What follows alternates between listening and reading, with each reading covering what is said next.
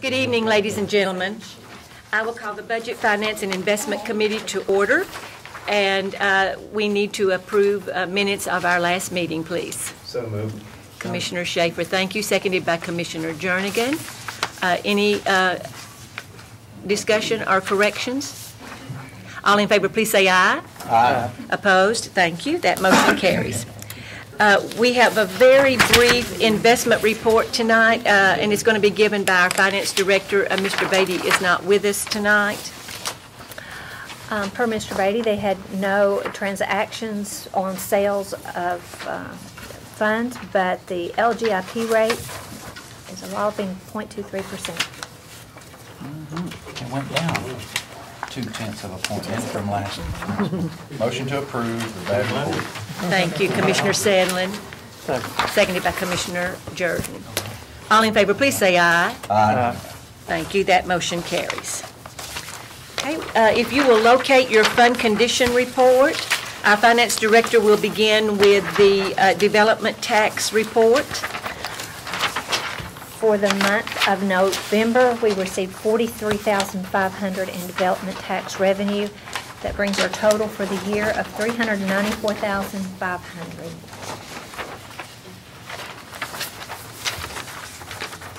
Any discussion about that? This is the lowest month that Yes. we've ever had, correctly? Yes, Correct. Last month was the lowest month. until we hit this month. This month was even lower than last Yes. month.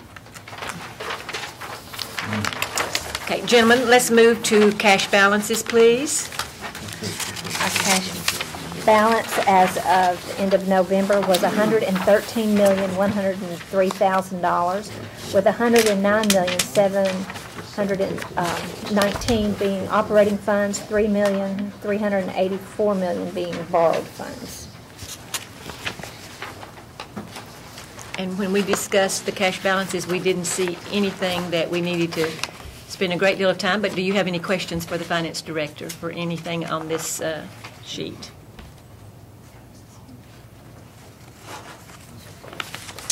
Okay, shall we move to your revenue sheet? Okay, on the revenue,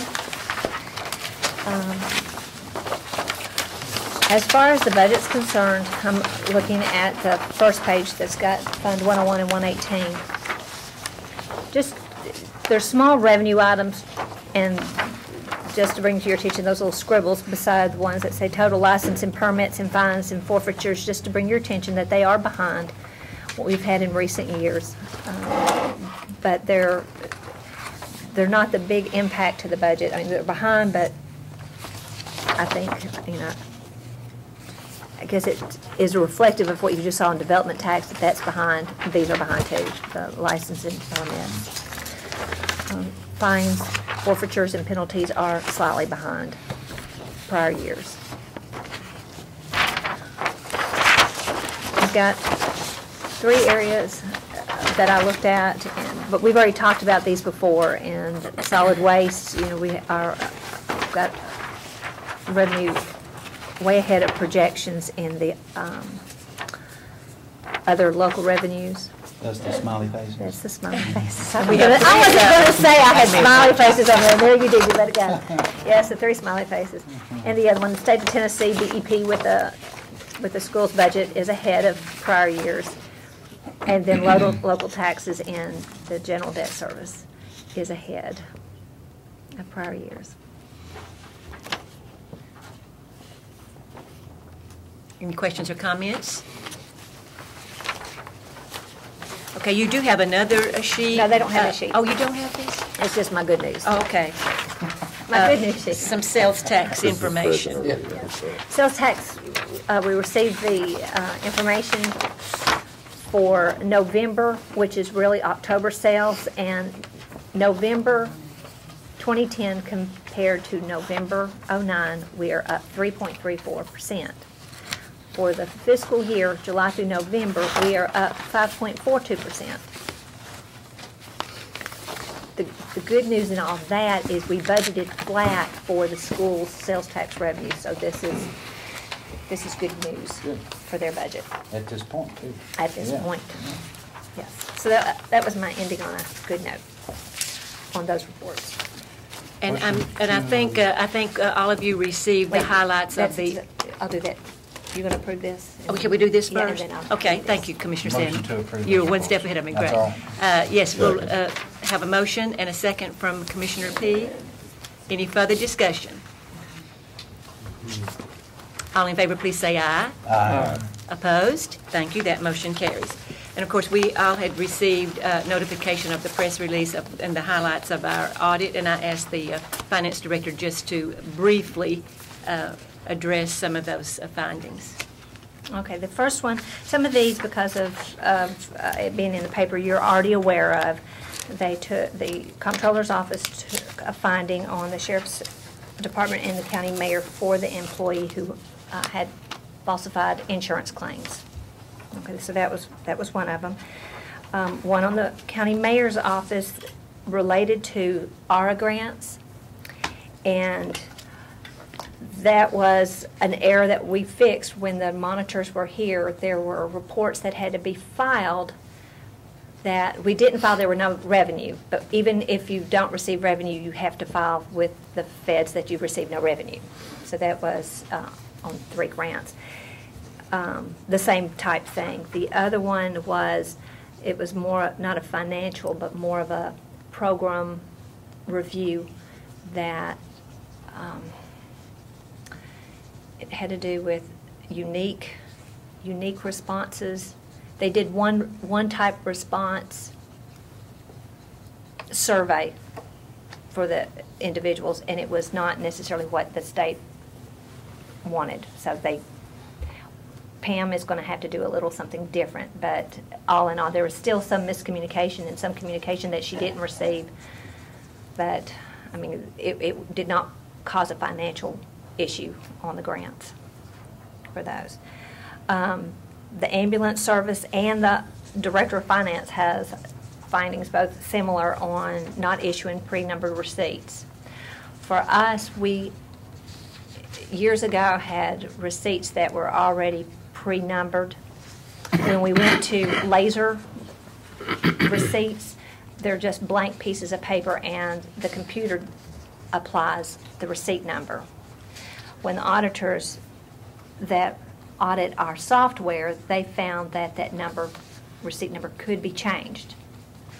That caused saying that we didn't issue, they aren't pre-numbered. So to correct that issue, I'm not in the receipt function, so I'm pre-numbering those receipts before she has them.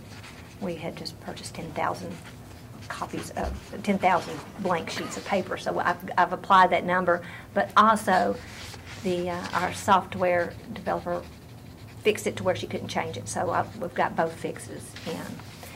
In the ambulance service, they had this finding last year, and we thought we had it corrected, where their software provider put it in the system where it would be a pre-numbered receipt, but it puts a receipt number on every transaction, so even if there is a 0 receipt, it puts a number to it, and that's not what they want. So they're still saying that we're still not issuing or have the ability to issue pre-numbered receipts.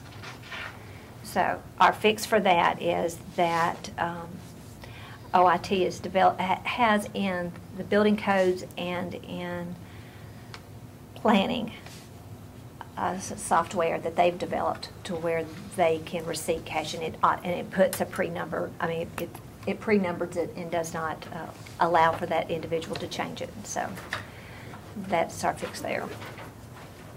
The next one that you may not be aware of is in the General Sessions Court. They found a shortage of $745. This was after the employee had left that they discovered this shortage. And that has been turned over to the Comptroller's Office that they continue to do their investigation. The Circuit Court also has the same finding as they did last year with the duties not being adequately segregated in juvenile court clerk. Their person that's over that was working the counter when the girls that worked the counter when they went to lunch. He would work the counter, since he is taking the money to the bank and doing the records, that was a conflict. They fixed that, however, he's still writing checks, and his ability to write checks, they're saying, is a conflict also. So they're still, though it's a different area, they're saying the duties are not adequately segregated in the juvenile. So she's got to do something different still in the juvenile court. Then lastly, there was a finding on the sheriff's department that they had deficiencies in the operation of the commissary. And what happened there is when the auditor went to reconcile what was outstanding to how much cash was in that account, there was about $89,000 shortage. But that was created from a couple of things. One was that this commissary account has a separate checking account that goes with that. In prior years, the fees that checking account had was never replenished into the checking account. It needed to be covered by something because the inmates coming in should not be covering the charges of a bank, the bank charges. Okay, that was one contributory thing. The second thing, which was I think the biggest thing, is that when that bookkeeper was reconciling, they would give a percentage of the sales to the county, but and a check would be remitted to the county for commissary sales. But what they did not do was deduct out from that number the inmate, what do you call it? Indigent. Indigent packages were not deducted from that. So that created a shortage in the account. They should have taken, this is how our charges were, this is your commission, less indigent charges for indigent packages, and then remit to us, and they remitted above that. Per prisoner, which totaled up to... Over all years these- of yeah. time, Years of time. it created a shortage of 89. Not in a year. Not in a year. I think it was over several So years. this is a rollover deal that kept Yes, tripping. but when the auditor came in, comparing what was owed to all the inmates that had balances, what was owed to the commissary vendor, comparing that to how much cash was in the bank, in that checking account, there was a shortage of $89,000. The comptroller's recommendation is that be restored, that the county funds need to go into this checking account to replenish it and make it whole. But in talking with the sheriff's department, that what they're doing is the commissary is just holding back until they are made whole. They're Oh. not turning over any Commission. Any commission. That we've earned until we replenish the amount that we should have paid them over the previous years. So we'll just make it up slowly instead of writing a check. Yeah. And that's all right with the comptroller. We don't know about We don't that. know Find out that next year. That would be my question. The comptroller would like for us to reach out to them and have a little discussion about this. And Lisa will meet with Mr. Russell, and they'll have some conversation, and then they'll talk to the comptroller. And then It may y'all- be that they would want us to just go ahead and But correct it. the correction for the future, though, is that just in this indigent account that comes there, it's just got more, it's got to be held back. In other words, it can't go into commissions or anything, right? Yeah, we are responsible for paying for those indigent kids that. Kinda like a pro So we bono, should either maybe? pay them, or else that should be an offset against the commissions that we've earned. Through the comptroller's findings in any of these, is there any penalties or fines or anything, or we have a certain amount of time to get they these would- taken care A of? lot of these things, they want us to take care of it in a year. I mean, when they give it to you, they want you to fix it. I see. But like a recurring, like the ambulance, we had the same issue. It just will note that they told us last year. Now, they also have two recommendations, and I think you may have had that. Was that on yours? Yes. I think we get that every year, do we not? Okay, now this is new. Well, you get this every year, but you have one new. They've started adding best practices to Oh, the yeah, I saw information. Did that, y'all yeah, see that? yeah. And one you're used to is seeing that centralized purchasing. We still have not done that. But this year, they're putting out there, especially when there's repeat findings, like you haven't had a purchasing, centralized purchasing, is that they're recommending that we have an audit committee.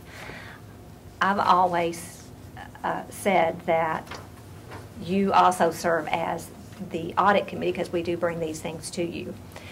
But what they would like to see is, and they've got a More of a listing of hands-on audit committee. well, not necessarily that, but one that's not necessarily, might be made up of some of you, some of the school board members, and some of the public that would serve on that board. Yeah, if we were auditing ourselves, that might look a little bad. It should be a mix. Right. Yeah. I agree with that. Yeah. They're developing some standard language for an audit committee that I'm sure over the next little bit of time, we'll have to decide if we're going to bring that forward to, Steering. through the process, starting with steering, I suppose.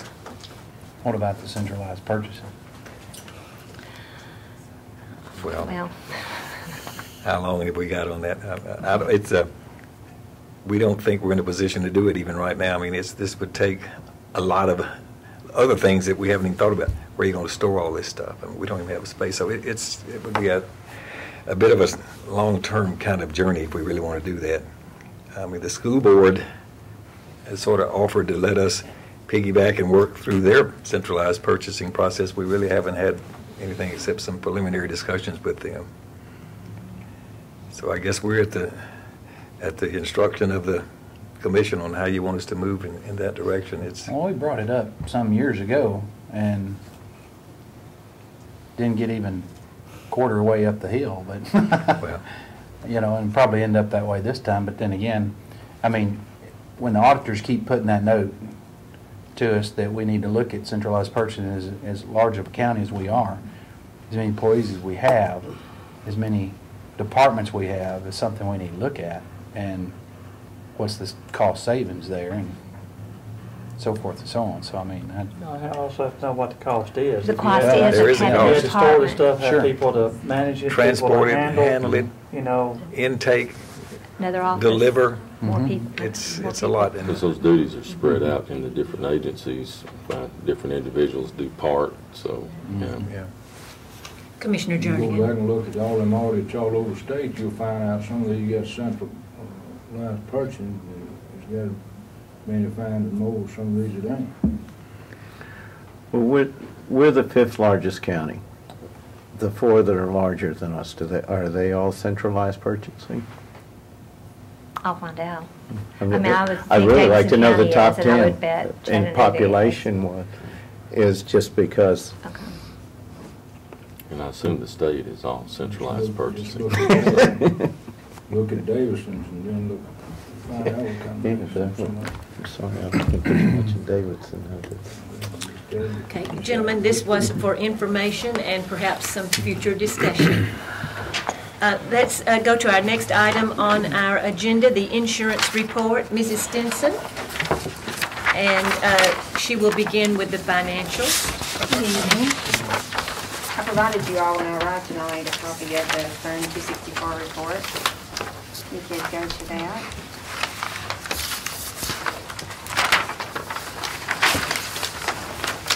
The per employee per month for medical and dental for November is $831.62 compared to $902.37 for the same period during the prior year. The average per employee per member is $673.31 compared to $686.70 for prior year as indicated. When you combine the plan performance with the Care Here results through the month of November, the total per employee per month plan cost was at $859.07 compared to $934.55 for prior year. Through November, year-to-date averages were $696.65 compared to year-end average of $718.92 for the prior year, Based on this, the plan is trending at 3.1% below prior year. Is there a reason why November's always trending upward on the cost? No, this month is the highest, this year's the highest month.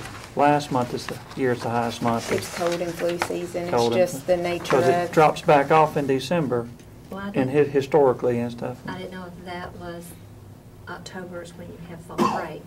I was wondering if fall break and people were doing procedures or Procedures. whatever, doctor's visits and things like that. And you'll see it drop back off generally in December as, as another indication because of the holiday period. It will be cyclical routinely year over year, just because partially it is behavior driven.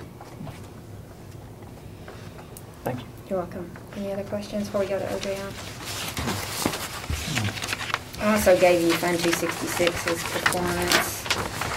If you refer to that document, year-to-date costs have totaled $250,444.23 compared to $419.47.30 prior year. That represents 60% of last year's cost. So as usual, we're considering, we continue to see benefits from the on-the-job injury program that we implemented. There is information available regarding, Commissioner Schaefer likes to hear about workers' comp and where we are on that. Currently, we have 23 open claims on workers' comp. We actually settled 3 claims this week. One of those 23 is a denied claim that we're keeping a very small reserve on because we expect to see that claim reopened, potentially through an attorney or an appeal process. So rather than closing it and reopening it, we are keeping a small reserve set on that as well. 3 of those 23 are active lawsuits. 4 are currently undergoing treatment in a rehab situation, so those will eventually, they will reach maximum medical improvement and those will close out. And then we have 2 benefit review committee dates that we are waiting for so that we can potentially settle 2 additional of those 23. And then 10 are medical ongoing claims that won't close for a great period.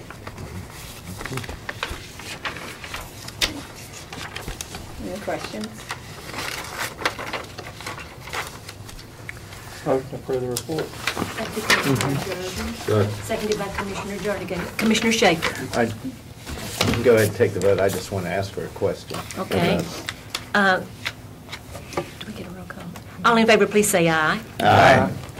Yeah. Okay, and Commissioner Schaefer. On the insurance, on the open enrollment, how did it wind up? I know I read the insurance report there, but I imagine you had a big influx on that last morning. We did, and we actually opened at 7 that morning in anticipation of that. I can give you the transition from one plan to another, which is what I'd reported on earlier today. Mm-hmm. From 2009 to 2010. In 2009, we ended open enrollment with option 1 ending at 1,472 participants. In 2010 open enrollment, which will be the 2011 plan year, we're at 545 for the 2010, and in 2011 we're at 527.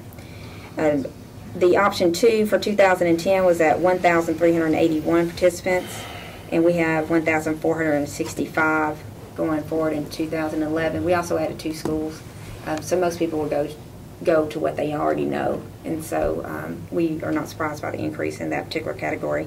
The HRAs moved from 454 participants to 445.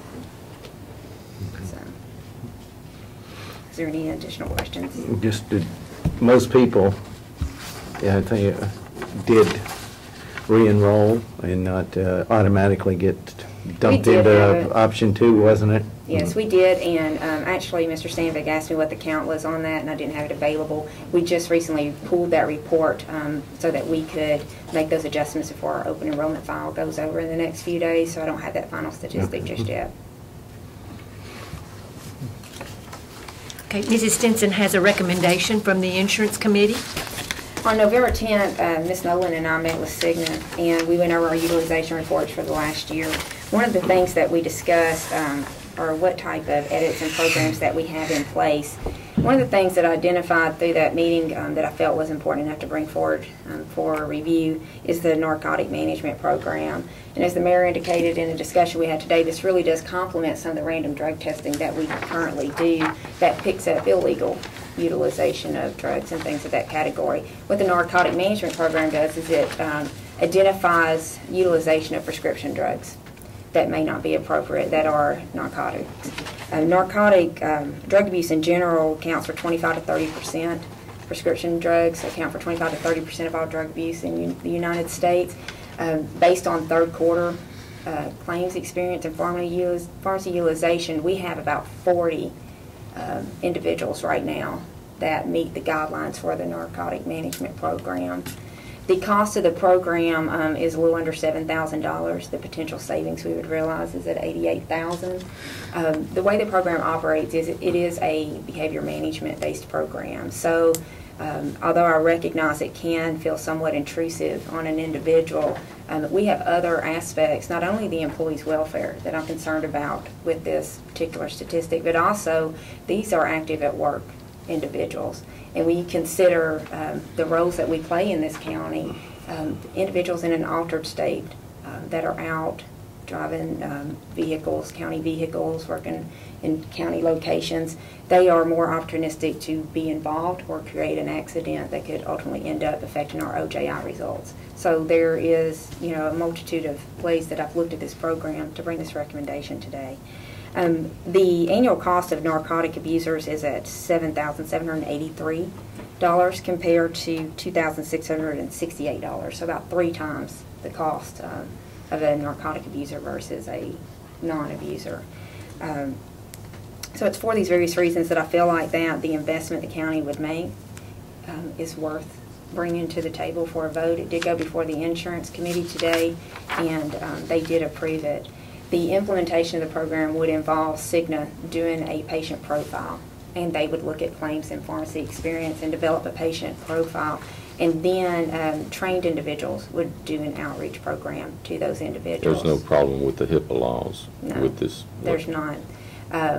And it would identify things like you have someone that goes to this doctor, gets a prescription for narcotics, fills it at Walgreens, then they go to this doctor, they get a prescription for narcotics, gets it filled at CVS. Right now, the county, their arrangement with Cigna doesn't have any type of edit that says, wait a minute, we just filled a narcotic medication yesterday. And so therefore, there's no, cross review that is occurring. So no more so than diabetes management or any of these other wellness initiatives that we do we have to be concerned about the HIPAA. Is there any questions about the program or how the program functions? How soon would it be implemented if we decided to? Sure. We would implement it January the 1st. And it's just a $7,000 rider that we Right, it would just be an additional fee that passed through the insurance fund, Yeah. right? And the question was asked today at the insurance committee, should we allow this for 1 year and see what the return on it is, if it actually produces the results? And the way that the contracts are done, annually we have an opportunity to look at anything that is in excess of our ASO arrangement, which is just our basic claims administration arrangement. So any disease management or wellness that we have in place, we have an opportunity on an annual basis to take that back off anyway. So. I'm just trying to think the abusing part of that. I think it's a good idea. I'm just thinking within the family, if you have a family member taking this drug and then maybe this family member is working for the county, but this one is not, they're a spouse or whatever, then they're probably taking their stuff. But it doesn't pull that. It's just like if it's been, Right. if they're abusing the system and pulling This shows here and then pulling here like you were talking about, but overprescribed. it still will catch it, I guess. It would catch To a certain partially, degree, to some yeah. degree. Yeah. Overprescribed, longevity, diagnosis not matching the prescription, those type of things is what it would identify.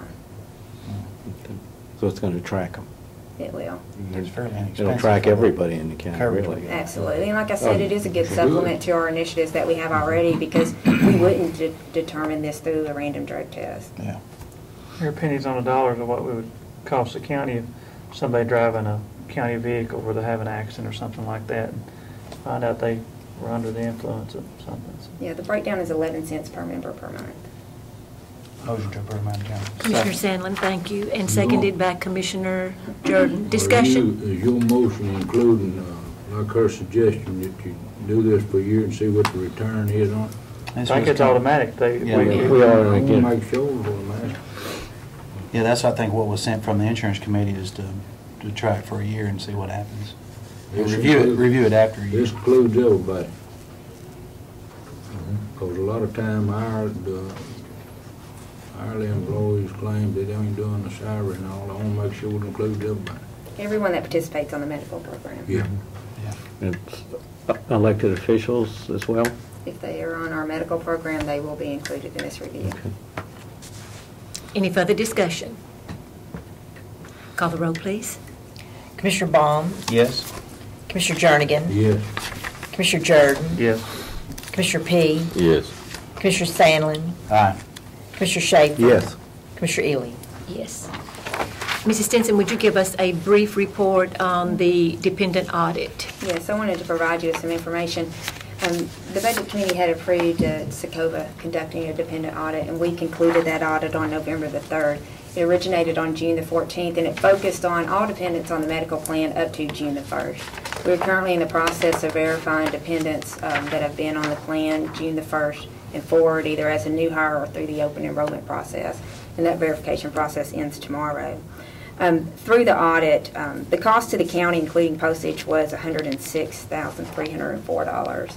We audited 6,116 dependents, and of that, 5,760 were verified, 356 were determined ineligible. The cost savings from the 356 for the first year estimate is at $646,134. The 356, just to give you a further breakdown of what we experienced, the 356 removed, 160 were removed involuntarily due to not completing the requirements or responding to the request. The remaining balance of that actually notified us that I have a dependent that shouldn't be on the plan. Because the number that notified us was higher than those that were involuntarily removed, that told us that the communication strategy that we used was effective, and we will take note of that and use that as future communication styles. Rutherford County was a test case on outbound calls. Over 3,000 outbound calls were made, and that contributed to part of our success in getting the appropriate documentation back in. Children dependents constituted 58.22% of all the dependents that we audited. The 0 to 18-year-olds represented 48% of enrolled, and then 19 to 25 represented 11, and I'll tell you why those numbers are important in a minute. Of the 356 dependents removed from the plan, children represented 77.69%, or 273, and the spouses represented 23.31, which is 83 non-verified spouses. We had the healthcare reform, and because of that, on July the 1st, dependents over the age of 19 that are not full-time students that meet certain criteria will have the ability to rejoin our medical plan. Worst case scenario, if all 161 of those individuals come back on our plan, that would reduce our overall savings from this audit down to $413,000, which is still a significant amount of money. Just a little bit further information. We learned one thing that was so valuable to me personally as we look at different strategies for communication. We have a very technologically savvy group, much more than what I had heard since I joined the county in June. We had 617 unique logins, which represent a little over 21% of all of our dependents that we were auditing at the participant level that actually went online and participated online through the dependent audit. And of that, 478 actually uploaded their documents to Secova. So that was good information for us to use because we do so many various types of communication. So anyway, I want to share that information with you today. Awesome. Awesome. The 19 to 25-year-olds, probably a lot of them started college, for example, and then dropped out, and that's and the parents just left them on, right? That's correct. Yeah. Thank you very much. Wow. Thank you. Thanks. Gentlemen, I am going to respectfully ask you to change the order of our agenda just a little bit. I'd like us to deal with some items from the Public Works Committee because the chairman of Public Works has a previous engagement and will need to slip out perhaps before we get to his items. So if you would please turn to Section 5. Section 5, the Highway Commission has sent us a motion for a budget amendment, an increase of $50,000 for road signs, which would be a decrease of $50,000 for highway equipment. If you will go to Section 5, you will see that motion, and then behind it, you have the budget amendment. And I guess I need to say the note from this budget committee, this is due to the unfunded federal mandated uniform sign laws. Yes. This is where we haven't changed all of these signs, not only road signs, but stop signs. All counties in the whole United States, you got to do that. So.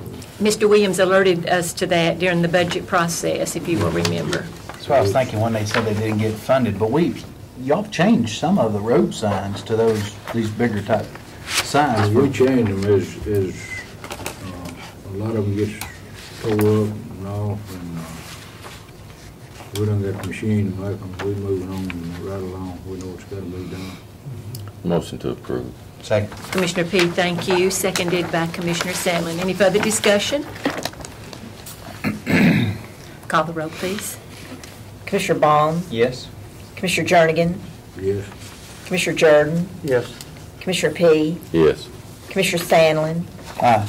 Commissioner Schaefer, The advantage of it being at the bottom of the alphabet, no. Commissioner Ely. Yes. Motion carries. Well, I will commend the Public Works Committee because I read in the minutes where they sent a resolution, asked steering to send a resolution to Washington in protest of the unfunded mandate or something to that effect happened, did it not? So, The thing about it, you ain't got no choice but to do it. Yeah, we don't have any Like it or choice. not, because they will withdraw your funds, what you get, so.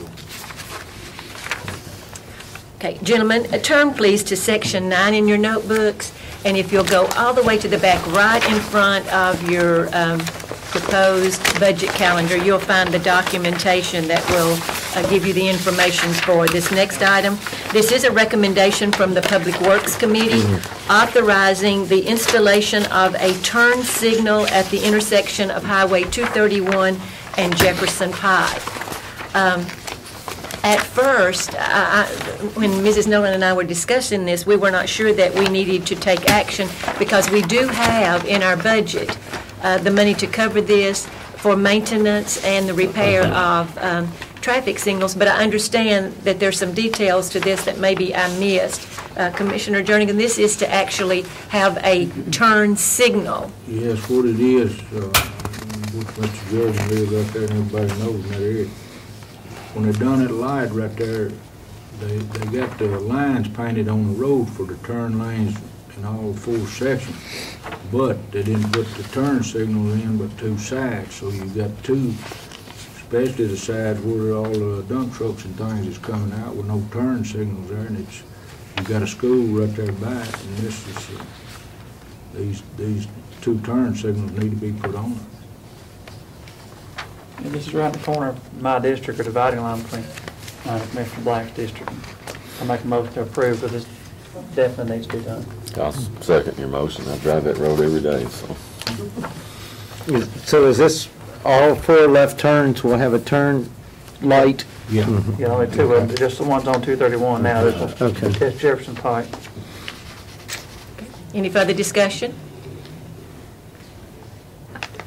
I was going to Is say, we're this- thinking that this really doesn't have to go to the full commission. That was gonna be my Because the question. money is already in the We budget. already have the money, we just have to issue a purchase order.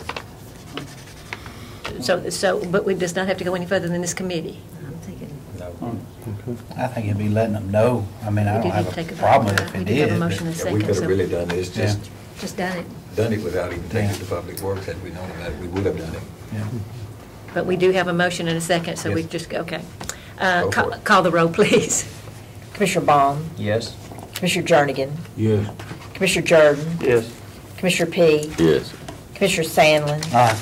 Commissioner Schaefer. Yes. Commissioner Ely. Yes.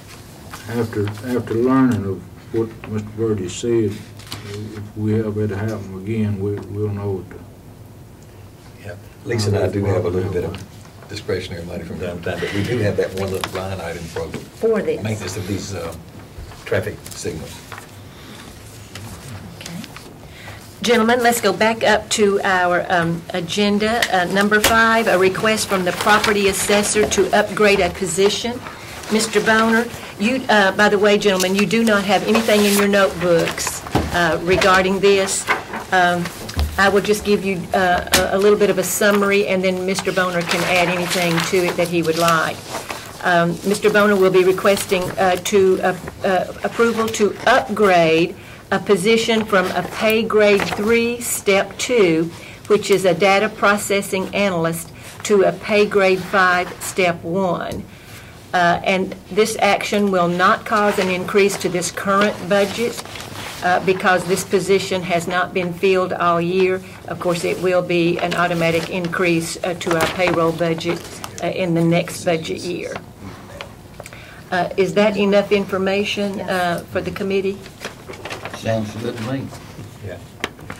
He's been using a part-time person that he's turned into full-time, and she is an extraordinarily gifted person, and it's allowing him to do some things with the GIS planning tool that will really, it will generate substantial revenue for us over the course of time as he's able to use this in the appraisal process. Okay, no impact to this year's budget, but it will cause an automatic increase of $6,557 to the payroll budget for 11-12.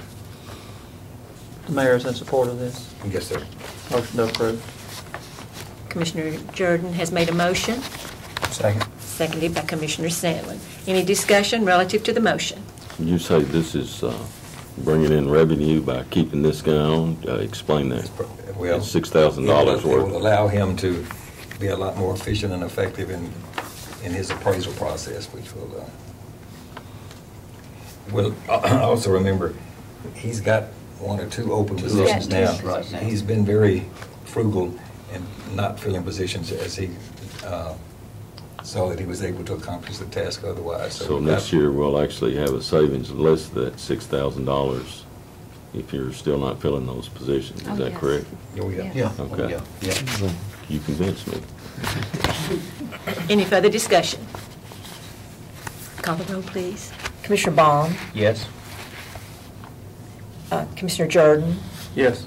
Commissioner P. Yes. Commissioner Sandlin. Aye. Commissioner Schaefer. Abstain. Commissioner Ely. Yes. Thank you, Mr. Bone. Thank you.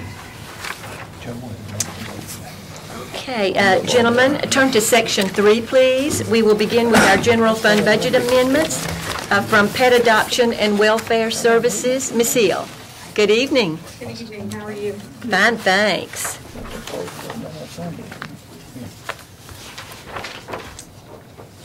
This is just to move some of our donated money into the appropriate lines. 2,000 into custodial supplies and 3,000 into other supplies and materials. Motion to approve. Commissioner Sandlin, thank you. Second. And seconded by Commissioner Jordan. Call the roll, please. Commissioner Bond. Yes. Commissioner Jordan. Yes. Commissioner P. Yes. Commissioner Sandlin. Aye. Commissioner Schaefer. Yes. Commissioner Ely. Yes. Ms. Hill, do you have anything else? No, ma'am? Thank you very much. Thank you. Okay, gentlemen, staying in Section 3 of your notebooks, the next items, B and C under here, we have several parts to this. I'm going to ask, please, if Mrs. Crowell will join us, Sheriff Arnold and Mr. Russell and Mrs. Stevenson. All of you have a part in this these budget amendments, and I'll try to simply sort of give you a preview of what's going to happen, and then we'll take it in steps. Mrs. Crowell, our county clerk, will be losing or taking out of her budget a position which is a pay grade 7, step 10. Then we will put that position into the Sheriff's Department budget And so he will be gaining that position, but he will also be losing a position, grade 5, step 3. That is the position that will be then going to Mrs. Stevenson's department, the Human Resource Department. Now, that is a quick overview, and each one of them now will tell you in each step how that's going to fit into their budget. We'll start with Mrs. Crowell. Well, and I've taken the wheel tax position and the remaining of his fees and what is in my budget for him, and just taken all that and transferring it over to the sheriff's department as it is. And her salary, pay grade, position, he will be losing.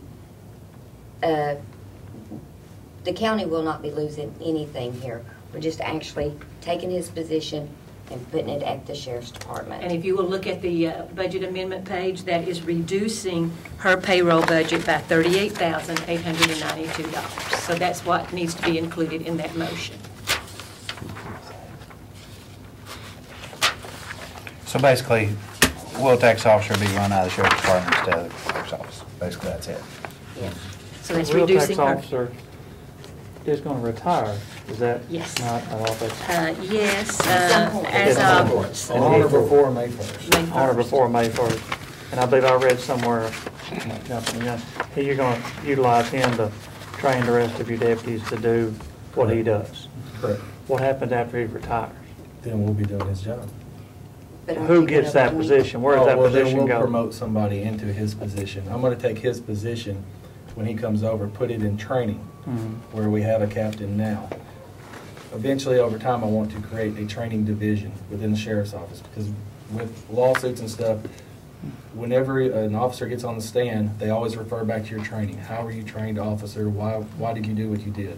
So, and over time, pulling this position over, teaching everybody to do his job, then he'll be doing that. He'll also help with training the other officers and doing other training events. So this position will basically evolve into that, and it won't be training all aspects of the sheriff's department. Yeah, Yeah. basically the one officer he's out there just looking for tags now. Yeah, I mean, but patrol's after, going to do it. Yeah. after he's retired, now the Yes. next person will be training in all aspects of the Yes. sheriff's department, Correct. not just on wheel tax and litter and stuff, but Correct. So you'll actually have other deputies that will, across the board, will be looking out and doing this job instead of just one person doing it, which would be more thorough, I would think. More efficient. Yeah. Okay. So next time somebody dumps asphalt shingles on my place, y'all will come out and take care of that where Bart had in the past. What we'll do, with what training we have and all that, we'll follow the law and come Fuel out. tanks that are dropped on Bivens Hill Road and all the back roads I guess there. we'll be y'all will looking getting into in. it, digging in, trying to find out who it is. And we were sort of joking, but seriously, solid waste will help with that substantially, because we do have one litter control person that's driving a van, and we can mobilize them, and we do. That's what Bart would do. He would call them to help come clean up. There's a lot of duties there that, kind of went unobserved if you weren't out in the rural areas and saw some of them, so Yeah, no, the litter stuff, we're gonna. I'll hold you to that. Because he was writing citations too for wherever he found out and sending it to court, and so y'all do the same He was thing every sending day, letters. so. He was sending letters Yeah. out. And He then couldn't- they he couldn't couldn't respond, then they would be cited. So this motion includes Mrs. Crowell's office by reducing her budget in order to transfer this position. And the agreement. Do we need to handle Does this? the agreement need to be part of the motion? I would think so. It should, And we okay. need to do After all of it together. With the agreement. And then, I guess you're going to do separately, but we Yeah, have we'll the do them other- separately, yes. Other budget for So the, you say you have the agreement to transfer the position and the related budget amendment? We have a motion? No, You do now. I do, So thank you. moved. Thank you, Commissioner Sandlin. Thank you. Gentlemen, I need a second.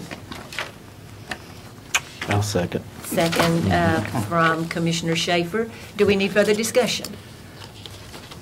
Commissioner Schaefer. Are we going to see somebody going to a pay grade 7, step 5, or step 3, whatever, at the sheriff's department? Whatever Bart Smith is right now, is somebody going to, it's not, So right now, we're seeing pay grade 7 going to a pay grade 5 is basically what we're saying. No. Well, no. Where's the? Can I answer?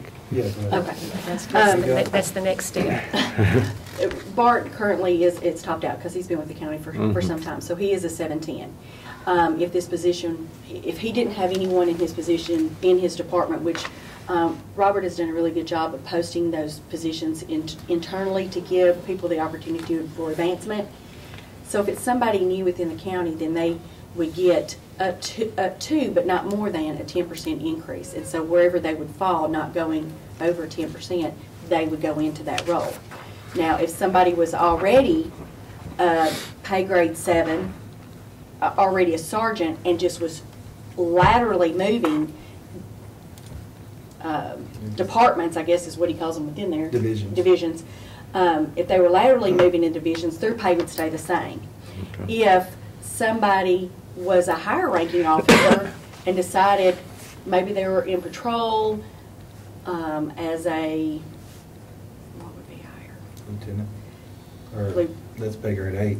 Yeah, lieutenant. So there was a lieutenant in patrol, and they said, well, I think I would really like this field training officer position. I'd like to, it may be a demotion to you, but it's really a promotion to me because this is something I want to do. Then it would be based on wherever they were in their salary range. We would try to, it would be a lateral move, salary is close. So somebody could be a 10 based on where they were. So there's a lot of factors that would go into it. Mm-hmm. Somebody new, and I call it off the street, say somebody from Murfreesboro Police Department or Correctional Work Center, Juvenile Detention, something like that applies. The maximum, that somebody off the street like the Murfreesboro Police Department, the maximum step they could go would be a 3. Mm-hmm. Be a 1 or 3 based on their experience. If it's somebody else within the county, it would be based on their current experience. So if he was an 8 and say a step 5, which paid more than the 710 step grade, you would keep that salary the same, or you reduce it to? No, they would go to the. Okay. Yeah, they can't go over what a pay grade 7 tops out at. Okay. Mm-hmm. But they so there's a lot of factors. It just depends on who goes into that role. So that actually, even though they might consider it a promotion or doing something they wanted to do, the pay grade would revert to the lower. Okay. Yes, sir. Believe it or not, some people in the world think there's more than money. Oh, yeah. Mm-hmm. Okay, gentlemen, any further discussion relative to this motion? Call the roll, please. Commissioner Baum? Yes. Commissioner Jordan? Yes. Commissioner P? Yes. Commissioner Sandlin? Aye. Commissioner Schaefer? Yes. Commissioner Ely? Yes. Right, the next part of this puzzle is Sheriff Arnold is providing funding to replace a patrol officer with this position. This is a net effect. Okay. The Sheriff's Department's amendment is a net effect of gaining the pay grade 7 and losing the pay grade 5. That was the HR position we did a couple months ago. Well, that you're going to be doing that. That's the next step. Oh, That's going to be the next step. And so he's got his amendment plus a Agreement to transfer. Agreement to transfer.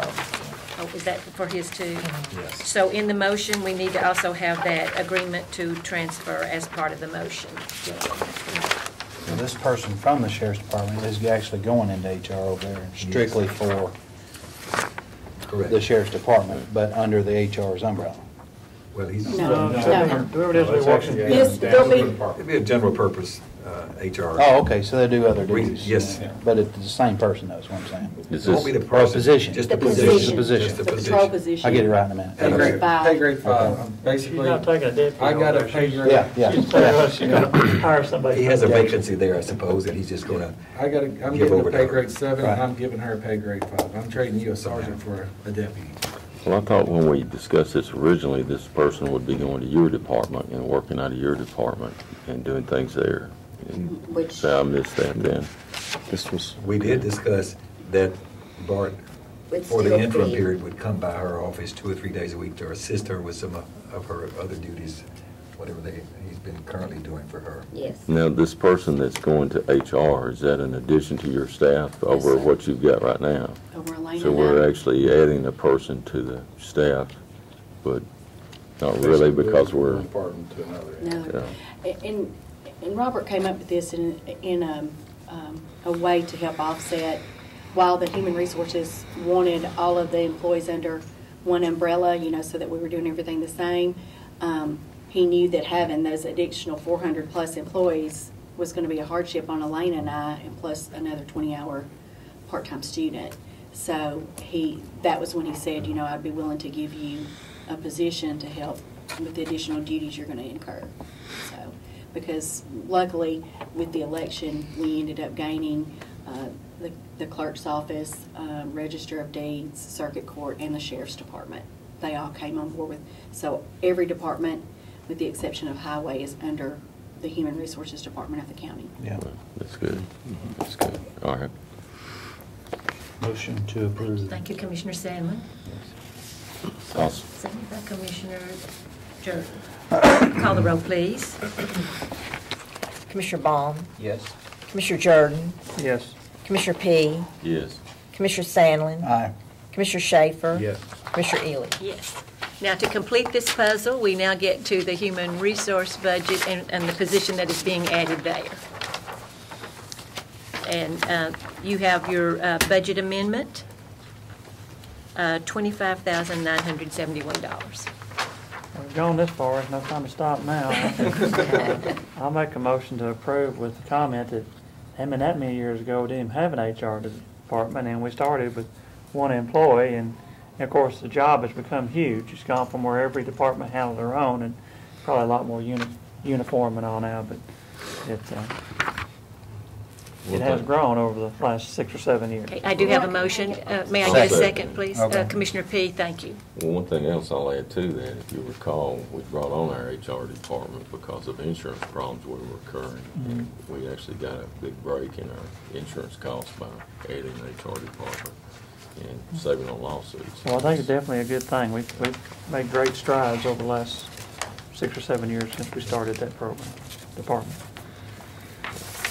I will say she's very busy over there. You can come hang out with me anytime. Any further discussion? Call the roll, please. Commissioner Baum, Yes. Commissioner Jordan, Yes. Commissioner P, Yes. Commissioner Sandlin, Aye. Commissioner Schaefer, Yes. Commissioner Ely. Yes. Now, Sheriff Arnold, you have something you want to do. Mrs. Crowley, if you want to be excused, that's fine. Mrs. Stevenson, thank you very much for your help with working through that. Thank you. You do not have any thing in your notebook. The sheriff is requesting approval to upgrade positions 1450 and 1956 from a pay grade 4. These are civil warrants officers, and to pay grade 5, which will require the positions to be certified officers.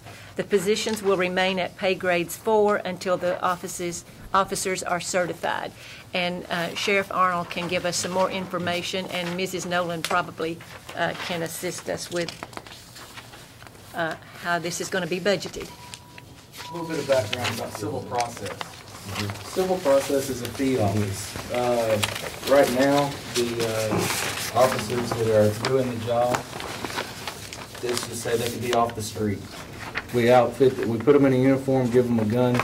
Before, we were giving them a patrol car, teaching them how to serve process and sending them out. One thing that I'm working on over time with our department is the officers that wear a uniform, drive a marked car, carry a gun, all have to go to the police academy, become certified officers.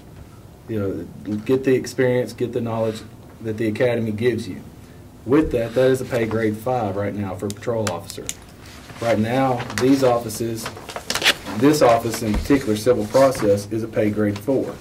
We have currently hired 2 new deputies in that division, and they are certified already. We're not having to send them to the academy. We've got 2 that we are fixing to send to the academy to get them up to speed.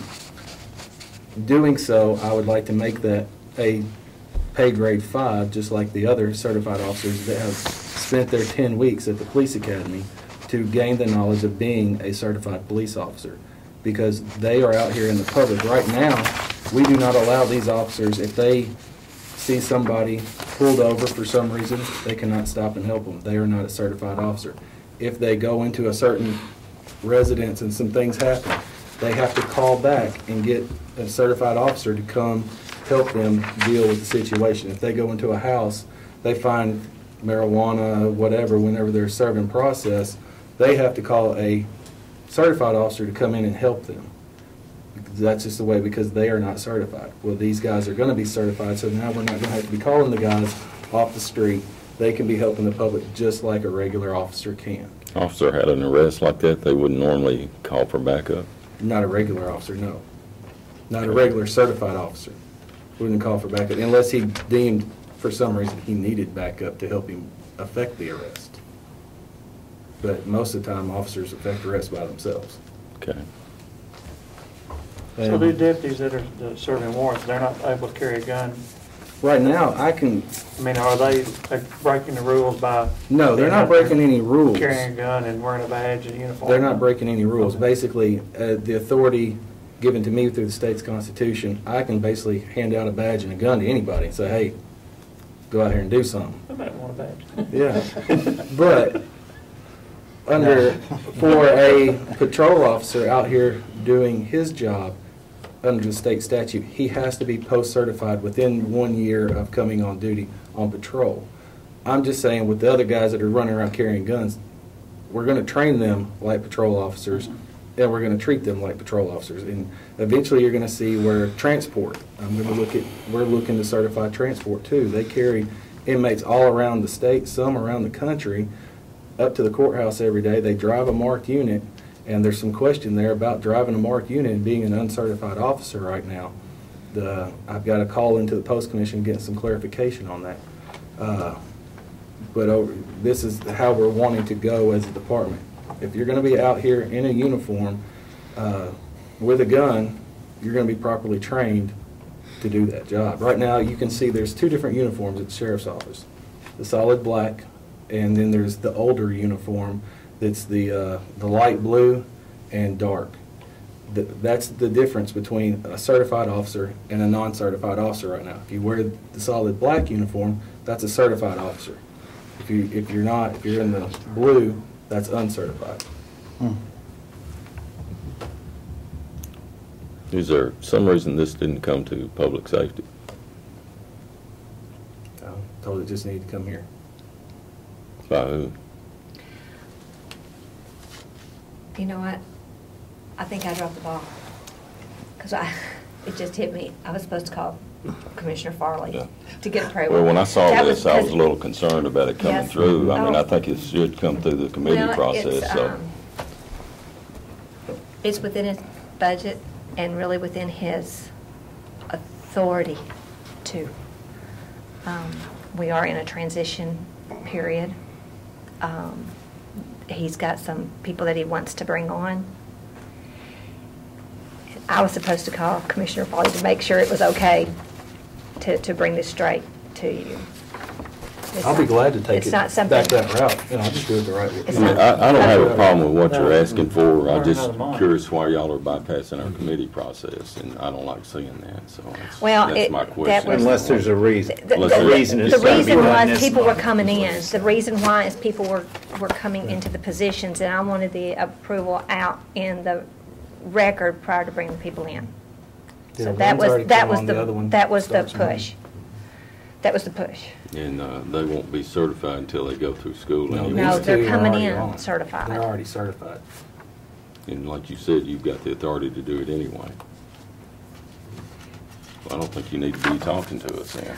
Well, we didn't want. Well- it I don't want to didn't- scold him for coming to this committee. I mean, I Well, appreciate you coming. He agreed. He didn't have to do this, but he's doing it really as a favor for us to Well, lay it yeah, out. I respect that. Lay it out for y'all, no different than what the assessor just did.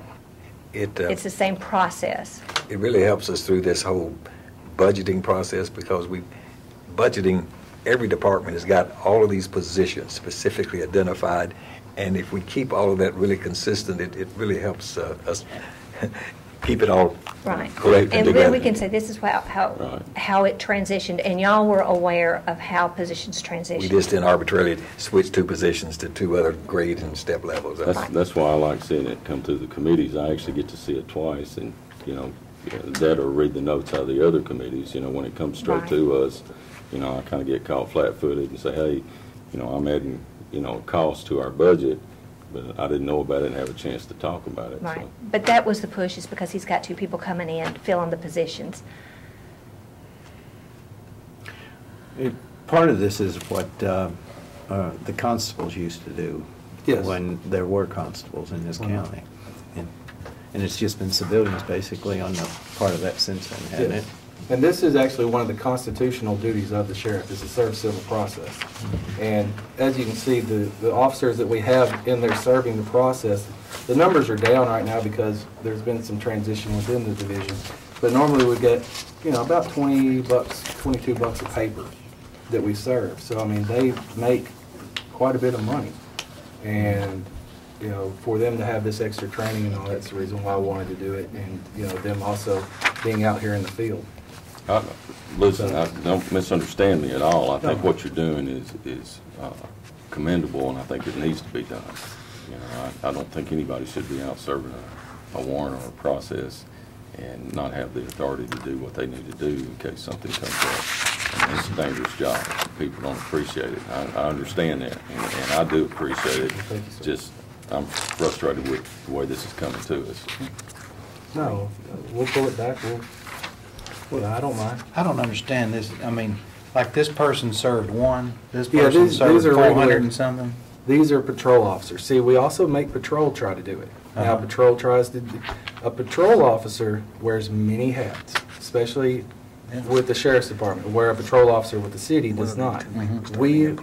Our constitutional duties are to serve warrants, criminal warrants, civil warrants, and the county, and keep a harmonious environment within the county. We require our patrol officers to at least try to attempt some. So all these are patrol officers anyway? Some of these, most of these are patrol officers. With your low numbers, those are patrol officers. We got with the 12, 19, that's some of our criminal warrants guys that we had two deputies that decided they couldn't be on board with the train as it was leaving the station, so we had to use them to go over and help because we were getting backed up about 1,000 papers a day, and they were overwhelming us, so we had to pull some people over, hey, come over here and help us.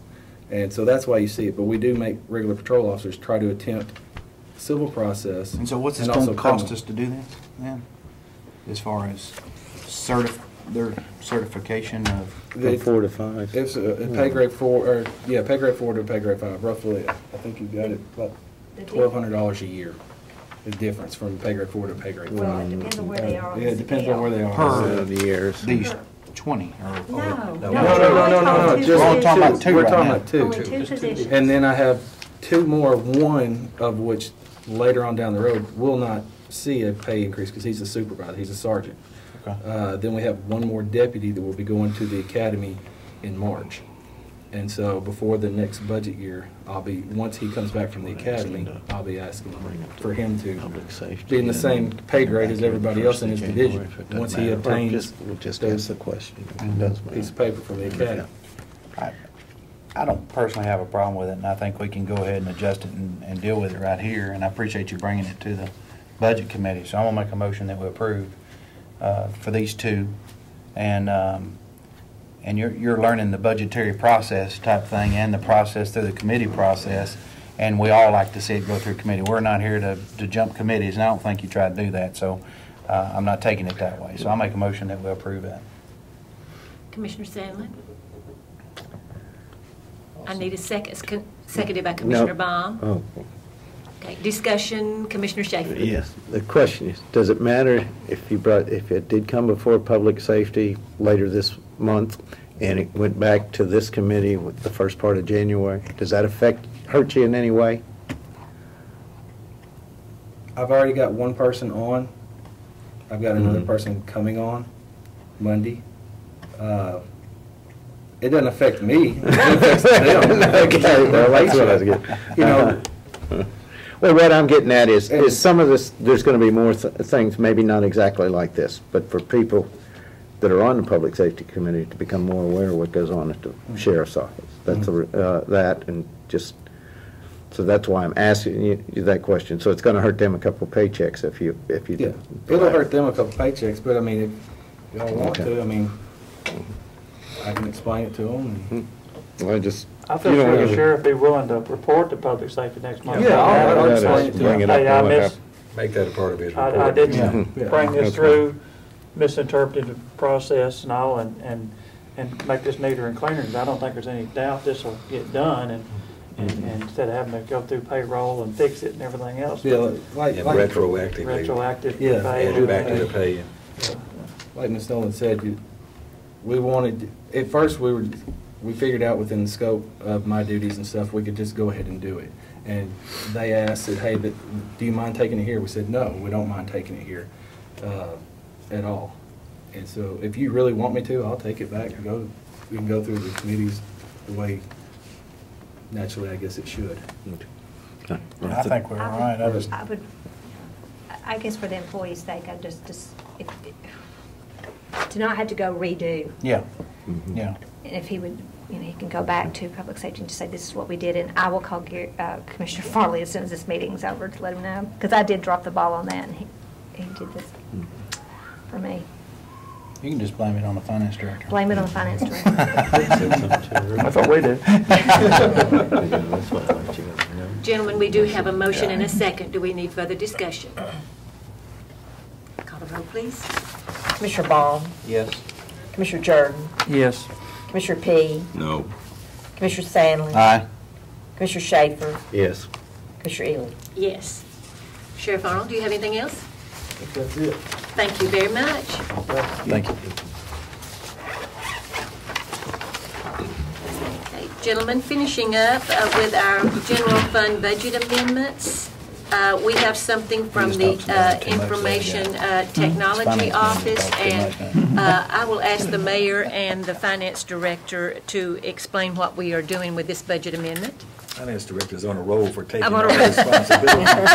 Go let her explain this one since I can't quite explain it. Okay.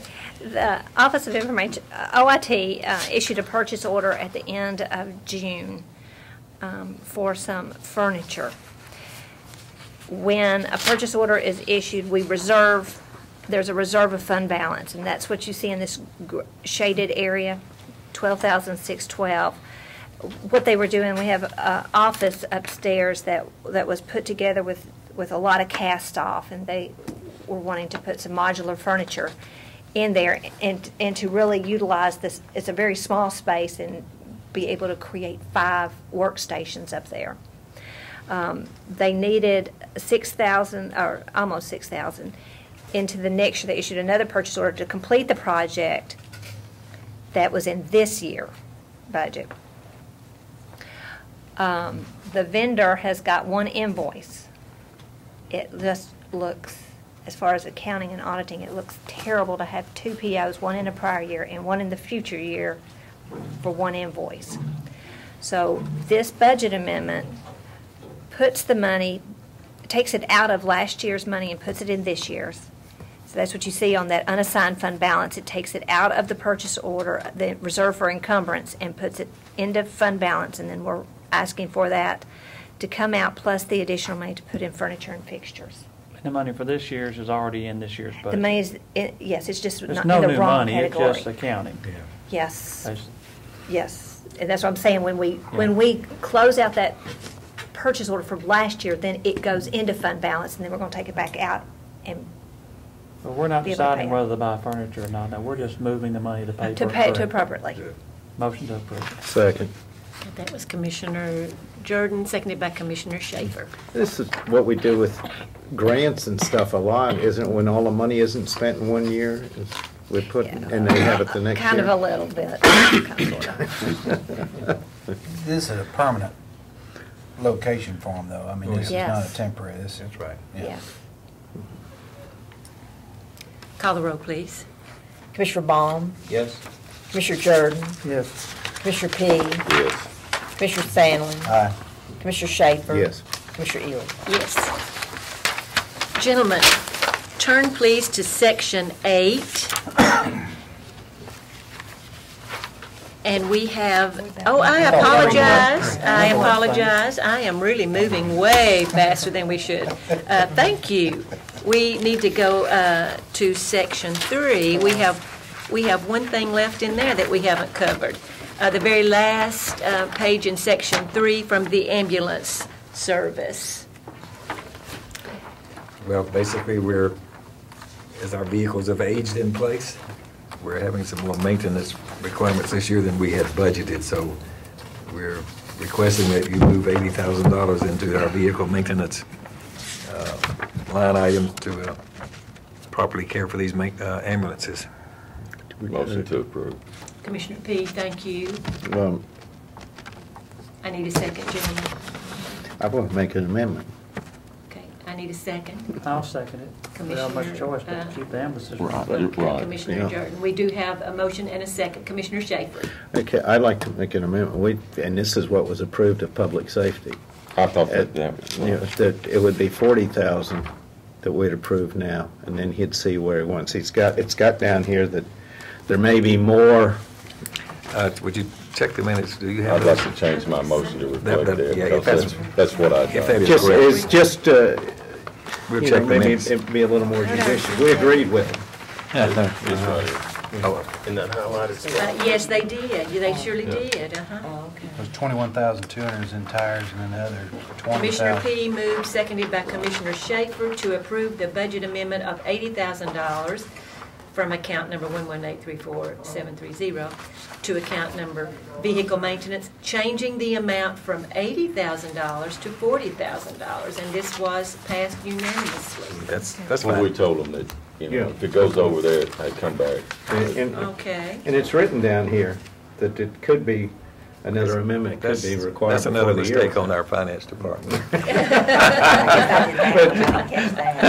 But That's why we have a representative from Approving the every motion. committee here. you know? Committee, and I forgot the amount. Yeah. okay, but that's good.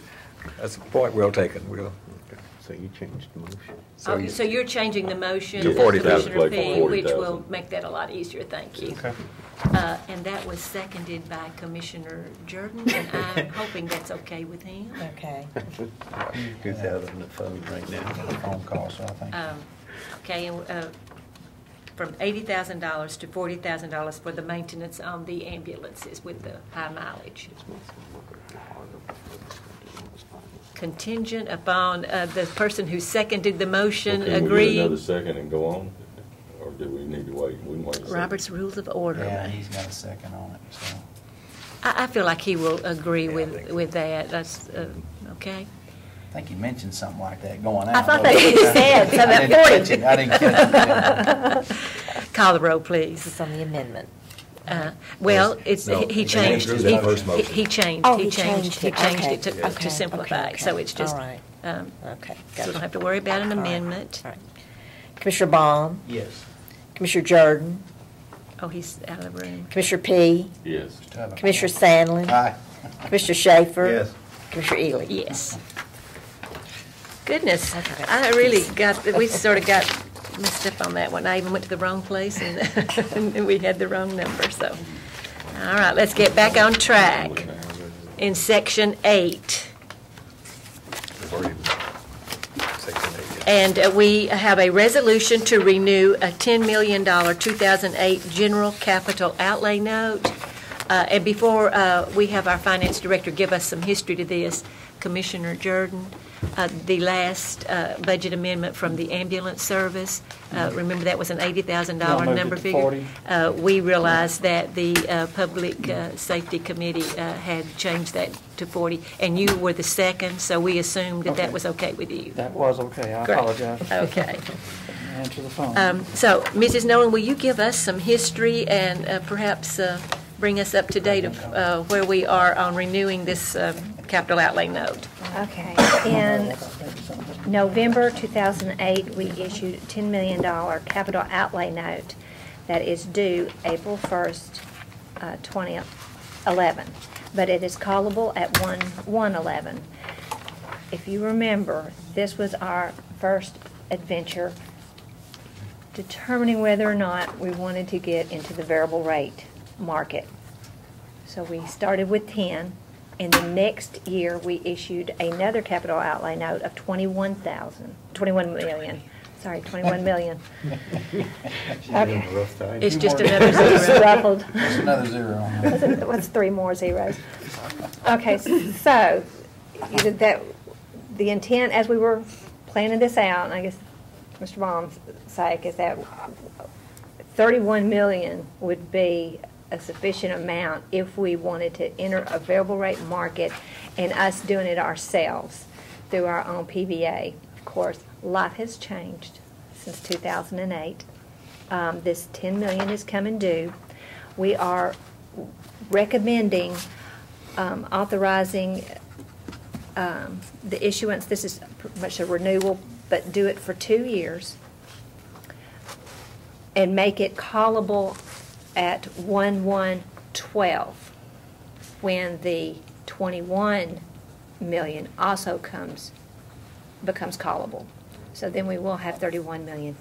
We will decide again what we're going to do and potentially take, if life then is like life today, then we would probably take these notes out with a bond and fix it. So what do we foresee the rate being for the next year for a 2-year? Between this It's callable in 10 one. million, it was at 2.7, and Sam is thinking that we should get between 1 and 2%. And what's, Long-term rates appear to be stable for the next 12 months. That's at least the Bank of America forecast. I mean, Mr. Bond, Mike can tell us more. I think for a little while, they're going to be stable. Maybe long-term, there'll be inflationary pressures, but right now, you hear the Fed talking about deflation as much as inflation. Yeah. What are long-term rates now going to run? Upper threes? 20-year bonds right now? No, 20-year bonds on long-term are a little over 4%. They're 4. Just as a But reminder. if we issue a bond issuance, you know, you got short-term and long-term, that blend is still at 2 point something. I mean, on the average, between the 1-year bond and 20-year bonds, all of that will average down. But the 20-year bonds are over 4. and in generalities, what is our cost on them doing the bond again, redoing this for this amount? I don't have that amount for you. Can I get that to you? Sure. Okay. That first 10 million was at 2.7%. The 21 million was at 1.98%. He's talking about the cost of issuance. I know, but I Yeah. just was, I knew that, but I was just wanting to drop that. Motion approved. Second. Commissioner Jordan, seconded by Commissioner Sandlin. Discussion? If you could just tell us at commission meeting or something, Okay. because we're always asked that in public as well as commission too, and Commissioner Schaefer? Yes, just again, when will these be callable? Both of them will be callable This 1/1. 1/1/12. Okay. And this one, we're just issuing for 1 year? We're doing it for 2 years. But it's callable. With a 1-year Oh, call. callable, At okay. our option. All right. Any further discussion? Call the roll, please. Commissioner Baum, Yes.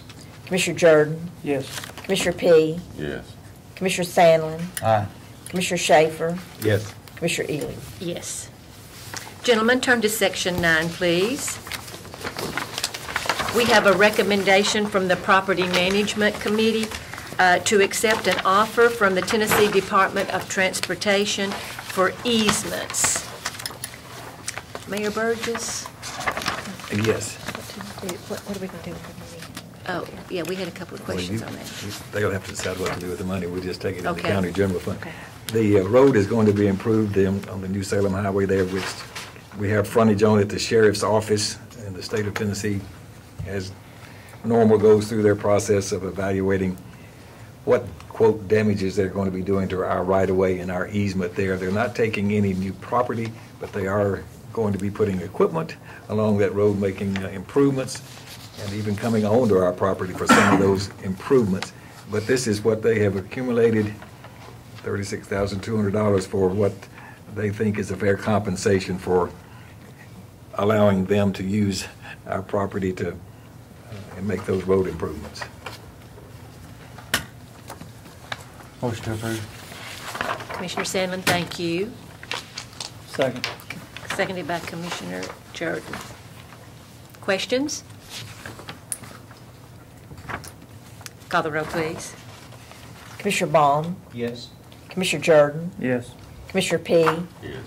Commissioner Sandlin, Aye. Commissioner Schaefer, Yes. Commissioner Ely. Yes. Now, do you want to go to Lisa's questions on where do we place the money, or do you want you want us to, We can wait, we can wait. we can wait on that? Do we have to designate it No. and everything? No. I mean, It'd be an audit I fund. was just thinking it would be in the general fund. yeah. The only reason I questioned it is that I understood that the sheriff's department is going to have to do some road work. Once this is done, they're going to do some of the road. Well, And I thought maybe that could be. if and when the sheriff's department makes an addition or improves their properties, they will likely improve that backside entrance that they have into their property. So we could, that's what she suggests. We might have just want to leave that for future use at the sheriff's office for that development. If that property was bought with bond proceeds, does it have to go in a certain? They're not actually buying property, they're paying for damages on Yeah, property. that's, though. they're not buying any actual property. So we can wait. What? The agenda's over. Gentlemen, staying in section 9. Did they approve? Did we approve that? Did they Boy, vote on it? we are really. We it's are not working on all cylinders tonight. We're coming, what have they been saying about the That times? would The be a good wheels are night, coming 'cause off. They're not adding zeros to the end, I mean, commas, Section 9, and I think what it is now, I just can't believe it's time to look at this proposed budget calendar. So if you will. Wait till after Christmas and enjoy the holidays before we start thinking about it, but. If you will notice, Ms. Short has highlighted some dates. The only one that I'm going to call attention to right now is May 5. That is when the mayor and the finance director will give us a preview of the work they have done up to that point for the budget, and that is also a regular budget committee meeting. What about the other highlights? June 2nd will need to be a meeting date. That will be the day the committee will propose the budget for publication. June 2nd. June 2nd is for publication. Okay. June 14th is the public hearing. Just over the top, it looks like there's not as many meetings as last year, so. Well, this is. Well, This is not all. No such luck, no such luck. That calendar comes later. Yeah, these are just the, June the 27th is a Monday regular again vote, to that'll adopt be the ready. budget. Yeah. and Ms. Short is reminding us that the 27th is when we adopt the budget, and that is a Monday. Some people like Fridays for that. but- Yeah. It just pushes It everything. didn't work out. Yeah. Well, I don't care. I just heard people crumble away. Gentlemen, I will entertain a motion for the proposed budget calendar for 11/12. Thank you, Commissioner P. Second. Seconded by Commissioner Sandlin. All in favor, please say aye. Aye. Thank you. That motion carries. We may be able to adjust some of these, though. This These is are just to have a. These are deadlines. That are and then- required. Yeah. Yeah, none of these will be moved. Yeah, we can Maybe adjust some of the others, but these are the things Some of the that others. that are pretty much set in stone at this Can we do point. that? Director Gill and Mr. Sandvik, will you join us, please? And they are our other business. The school board 5-year building plan, and Director Gill, it's been a rough day, huh? Friday before that. Actually, I'm looking for the Early. signature. Friday before the June 22nd. I mean, it's June 24th. You know. We gotta think about what to change it. This is what was requested from Health and Ed requested some information to be provided to us. I was thinking, Chairman Ely, that's the first time you've ever referred to us as other business. It's that's one of the nicer things we do refer to. Anyway, as you recall, Health Ed asked us to put together a 5-year building plan, and I think to give you some kind of idea or projection on what the future may hold for schools. And what we did, if you can see the 5-year plan on the front page now. Historically, we do a 2-year plan because you can pretty well be right on the mark with respect to what you need. But if we start stepping out there 3, 4, 5 years, it's virtually impossible to do. There are too many unknowns and variables in trying to figure that out. But what we did to do a 5-year plan was to go back and flip to page 2 real quick, and then we'll eventually get back to that page. We did a, beginning of the year 2005, we did an enrollment history for the K through 5th grade in the county. And over that span of time, there was 2.87% growth. So we took that number and used it to project future enrollment. Now, I will say the last couple of years we haven't had 2.87%. However, there have been years that we've had 4 or 5% too. So we have no way of knowing what our growth rate will be. But at a 2.87% growth rate, you can see what our enrollment would be. It's 15,376 now versus 17,712 in 5 years. That's K-5 enrollment. And we duplicated that on the next skipping capacity. If you look at page 4, we've got 6th through 8th grade enrollment history. And over the past 6 years, the growth has been at average 2.84%. We've grown from 8,346 middle schoolers to 9,644, which is about 1,100. Now, using this 2.84% again this year versus the year 2015-2016, which accommodates your request for a 5-year plan, we would be at 11,093 middle schoolers and pick up an additional 1,400 at that rate. And again, there's no certainly we grow that fast. And of course, there's potential there that we could grow even faster. And 9th through 12th grade, over the past 5 or 6 years, we've grown at a 3.27% rate. We've grown from 10,951 high schoolers to 12,858. And if you flip to page 7, projections using that 3.27% rate means we would pick up an additional, 2,200 over the next 5 years, which would take us out to 15,102. All that said, and then it's got also the next page is pretty interesting as well. We've got the district enrollment history, and it shows you what we had in 2005 versus what we have now, which that's what? I wish we'd have put a total at the bottom. 3, 4, 5. Is it there, Jeff? Yeah. At the top. At the top. So we picked up, we were 32,655 students in 05-06, and now we have 37,878, which is about 5,200 students we picked up over the span of the last 5 years, which obviously is an average of about 1,000 a year. And it also reflects the percentage growth at each grade level there. And there's some more projections on the next page. And I don't know if you've seen that last page or not, but that was part of what we used to calculate numbers for you guys how important it was to build Stewart's Creek High School.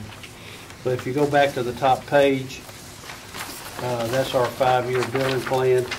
You know, it's very feasible that in that final year that we won't need an area middle school in Smyrna, or that we may not, the city may build an elementary school somewhere that'll relieve us needing a West Murfreesboro elementary school. So those things are really iffy, that fifth year for sure. But if you go back up, we've already started all those 09 projects, obviously, or finished them. But in 2011, next year, the only thing we would be, well, that's not exactly right. We would be committing that 5 cents major capital project fund money towards these 3 projects: campus school renovation, McFadden renovation, and major capital repairs. The following year, we'd be using that same 5 cents major capital project fund for the David Urey and major capital repairs. But what we would be starting in June of this year would be Stewart's Creek High School. And we've already, as you recall, you guys appropriated money for the design. We've already started on the design. We'd be going out to bid hopefully sometime in February or March for Stewart's Creek, and we'd have to break ground no later than June the 11th, June of 2011 to get that done. It's a 2-year project, and it's scheduled to open in 2013.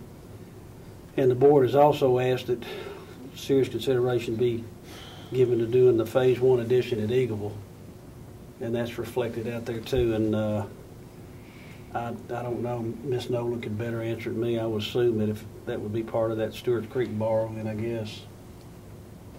If it comes through. When you got on this report here, design October of 11, would you want to move that up 1 year if you do it in this? You're talking about Eagleville? Eagleville, yes, sir. For an addition, Gary felt we'd be all right with that. Yeah. Okay, so now, we wouldn't actually build it until starting June of 12. Yeah, it won't take, it'll take about a year to It'll do be on the that. second half of the borrowing if we broke the high Yeah. school up Into two parts. Right, okay. And we could make that decision Later on. this next fall. Yeah. You know. I don't think anybody disputes that there's a need for that addition too. You know, that place has kind of flourished. They've got about 14, 16 portables in place. They don't have a auditorium. They don't have, their cafeteria is inadequate. It needs to be done, and I know you recognize that, and we're certainly hoping that's a possibility. Was it the full previous commission that approved this, or was it just the Health and Ed Committee that approved the Eagleville to be part of the next bond issue? The full commission Approved the concept. approved the concept. Yeah, of but this Phase 1. Yeah, but that's just At the next time- concept, and that at the was. next time the borrowing was yeah. done. That all looks nice, but that doesn't amount to a whole lot.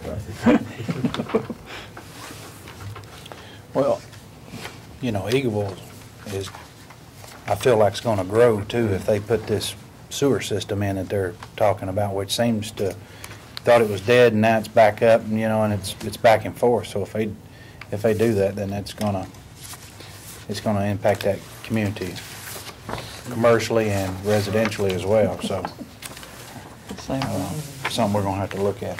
I do want to remind you that our commitment is to fund the opening of Stewart's Creek High School through fund balance, and we're already working to kind of accumulate money into that fund so that there's not a tax increase. The sales tax revenue is playing right into that plan for you so far this year. That's good. Of course, opening that school is 2 years out. 2 years out, so we need to. Sales tax revenue could go all kind of places between now and then. What I passed out to you was taking the school board's 5-year plan and estimating the when we would go borrow and the how much. And I've also included in here an estimate of what you would need if we move forward with some of the general capital projects.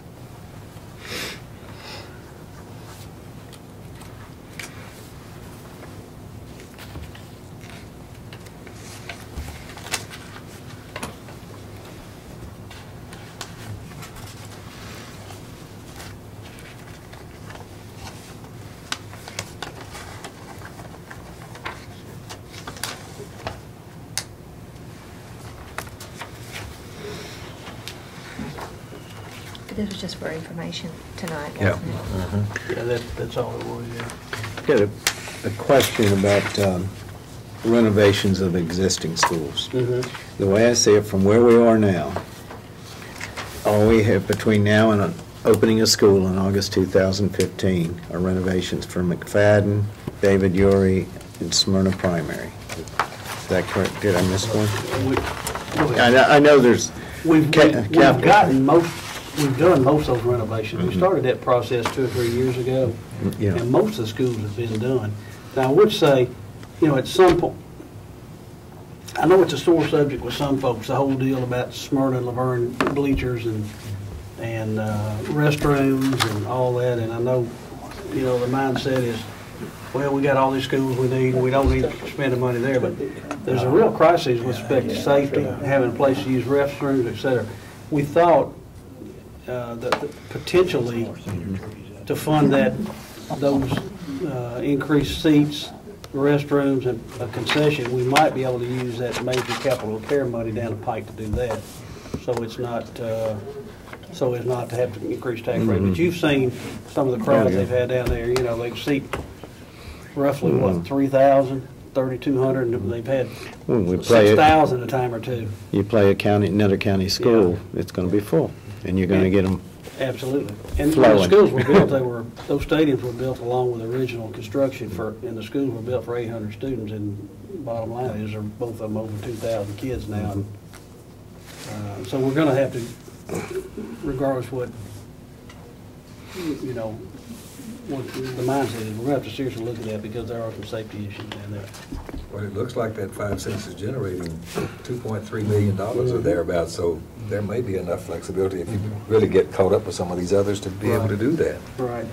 And after Smyrna Primary and Laverne, Smyrna High, the board hasn't set any priorities, so that's why I didn't put anything in 2050. Okay. But I assume we will continue that program.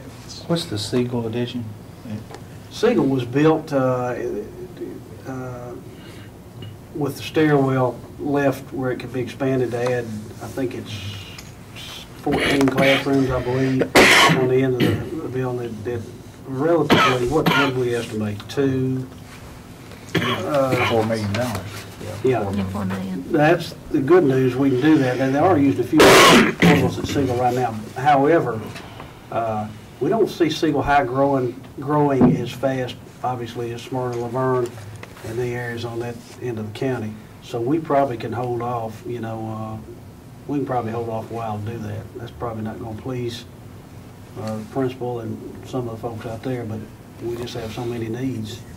Between Siegel and Oakland, there is a little bit of space, and you can shift that line a little bit. That might not be popular, but that line, because those schools are in fairly close proximity, 5 or 6 miles. Right, exactly.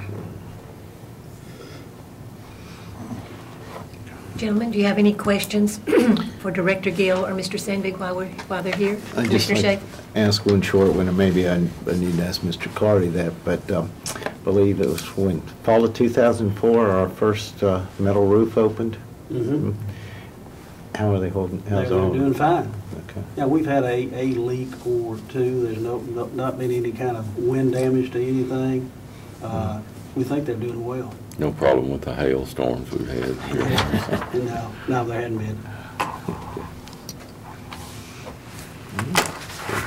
Gentlemen, thank you very much. Yes, ma'am. Thank you.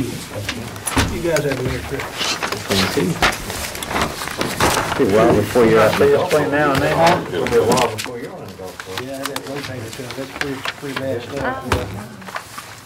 Is there anything else that needs to come before our committee?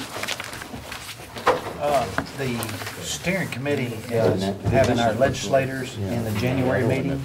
So be thinking up if there's anything from the budget side of things that we need to ask That her. you're regularly scheduled? Yes, ma'am. And I'd give you that date, and I don't know it off the top of my head. Hasn't been set yet. Okay, that's right. We had 2 dates that we were going to work on, so. Those 2 dates didn't work, so okay. it's likely going to have to be the next week, January the 17th or 18th, Okay. I believe. Okay. Is a possibility, but that is yet to be. That'll be firmed up. after January's budget. That'll be in January's. Yeah. No, well. Yeah, If we'll be it's after 17th or January. 18th, it'll be. Okay, yeah. Because we was looking at the 5th and the 11th or something, that didn't work out. Work out for the legislators. Okay. But still, anyway, the legislators, hopefully in our steering meeting, will be coming there in January. So if we need anything from the budgetary process, then we'd like to, of course, have every one of you there as well to ask any questions. But if there's anything, let us know, and we'll be glad to ask. Anything else that needs to come before our committee? Commissioner Ham Sheffer? breakfast. Oh, my goodness. Laverne Rescue Squad on Gamble Lane is 6 to 10 o'clock this Saturday. Come on out and support them. Eat some salty ham. We need somebody from Las Casas. I think their fish fries that same Saturday night. So, They eat breakfast there. So and Helen- Saturday. One end of the county to the other, right? That's right.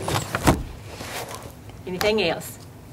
Gentlemen, we are adjourned. Thank you very much.